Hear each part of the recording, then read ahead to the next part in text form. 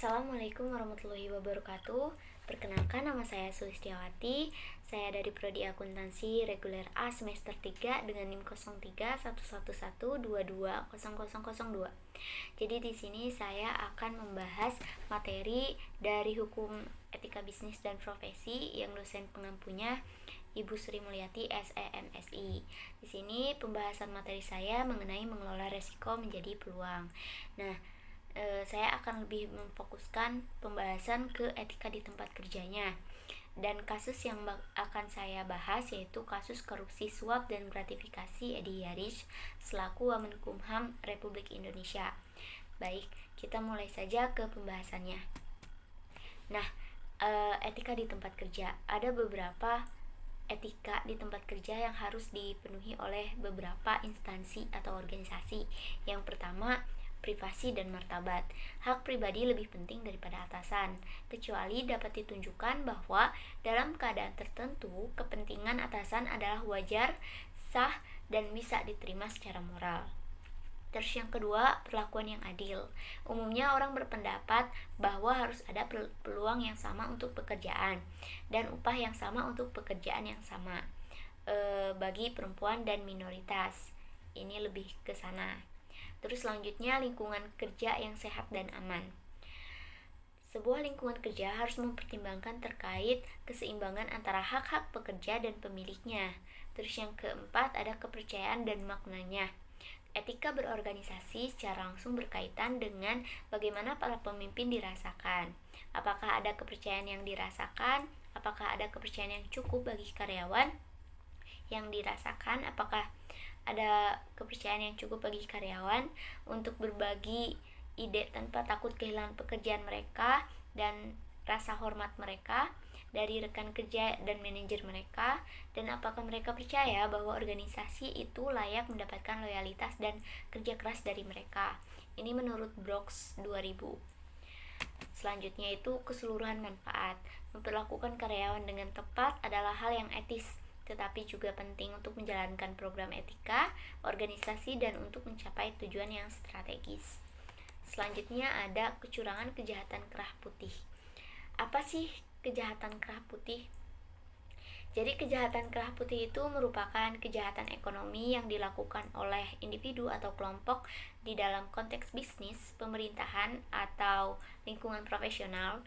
Istilah kerah putih sendiri merujuk pada orang-orang yang mengenakan pakaian formal dan kerah putih selama bekerja. Kejahatan ini melibatkan penyalahgunaan kepercayaan, manipulasi keuangan, dan pelanggaran hukum yang terkait dengan aspek ekonomi. Selanjutnya ada penyuapan, pembayaran untuk memfasilitasi.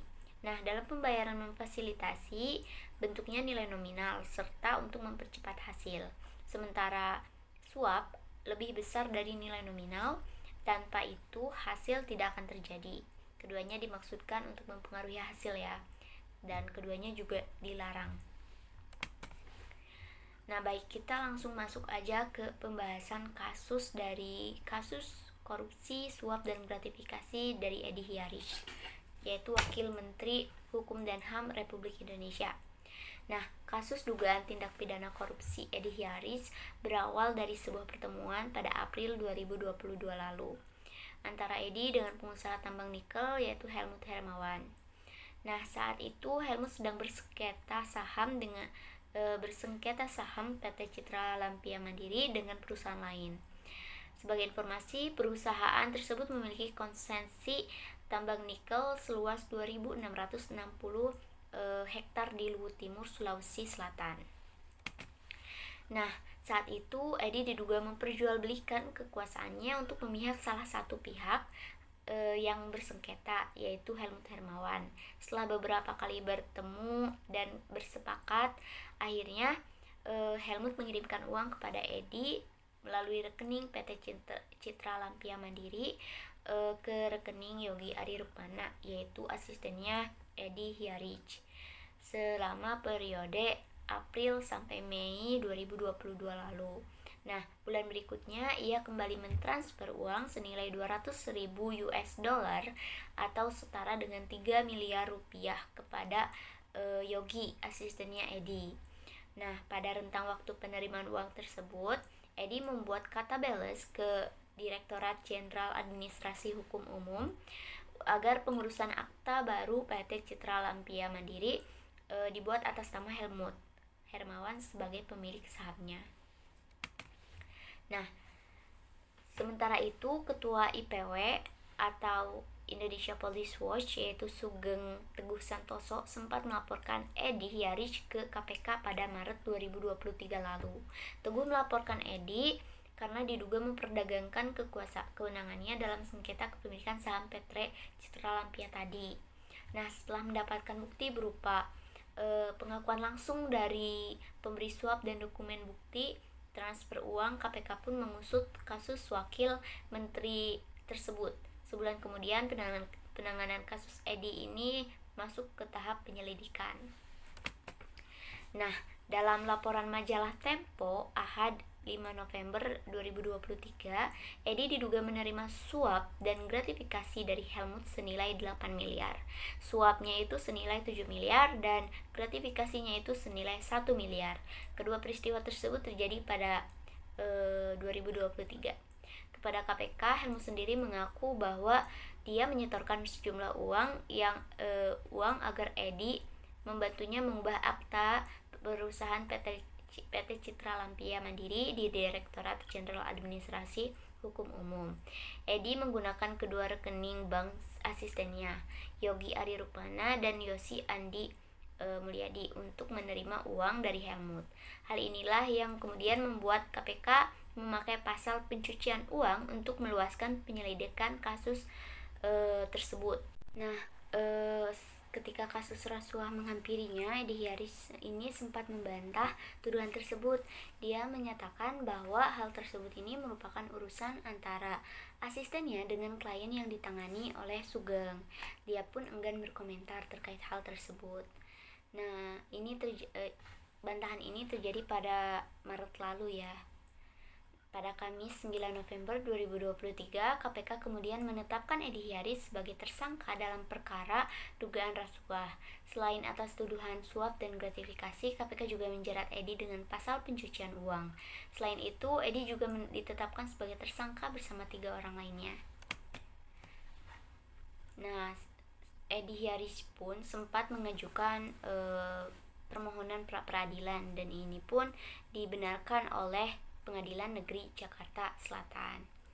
Sementara itu, di lain pihak, Edi Hiarish diketahui menyerahkan surat pengunduran diri ke Istana Negara. Dia mengundurkan diri dari jabatannya sebagai Wakil Menteri Hukum dan HAM seusai terseret dalam dugaan kasus korupsi ini. Nah, adapun setelah hal ini, KPK menetapkan 4 orang tersangka, yakni Edi Hiarish, asisten pribadinya yaitu Yogi Ari Rukmana, setelah itu pengacara Yosi Andika Mulyadi, dan mantan Direktur Utama PT Citra Lampia Mandiri yaitu Helmut Hermawan sebagai tersangka.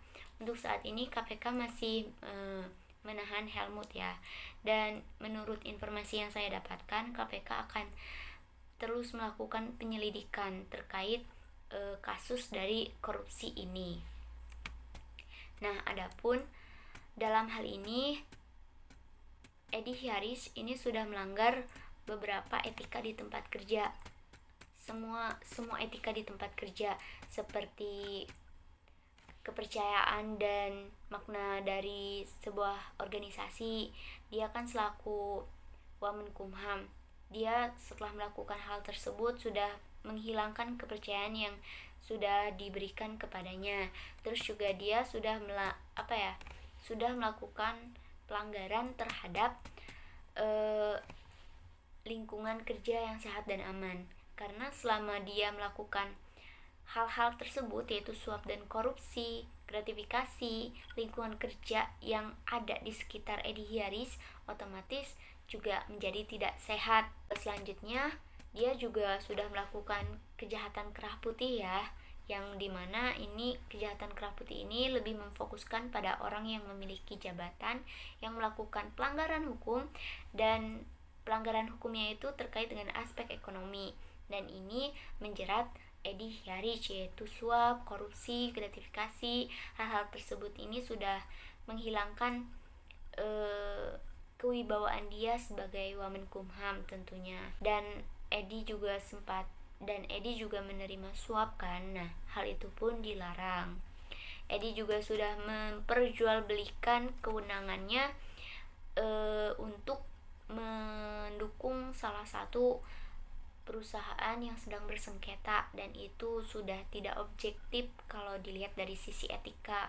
Dari sisi asisten pribadinya sendiri ya, yaitu Yogi Ari Rukmana, itu juga sudah melanggar etika di tempat kerja tersebut, yaitu privasi dan martabat tadi. Yang mana si Edi ini kan atasannya, Yogi ini kan bisa dibilang bawahannya. Nah, ada kalanya saat si atasan ini bertindak tidak sesuai dengan etika yang ada, harusnya hal tersebut bisa membuat si Yogi ini menghentikan apa yang dilakukan Edi Hyaric ini, sehingga hal inilah yang membuat dia pun terseret ke dalam kasus tersebut. Baik, mungkin sekian pemaparan saya mengenai mengelola risiko etika dan menjadi peluang, yang mana lebih difokuskan pada etika di tempat kerja yang menyangkut kasus korupsi, suap, dan gratifikasi Edi Hyaric. Mohon maaf bila kurang sempurna pembahasannya. Wassalamualaikum warahmatullahi wabarakatuh.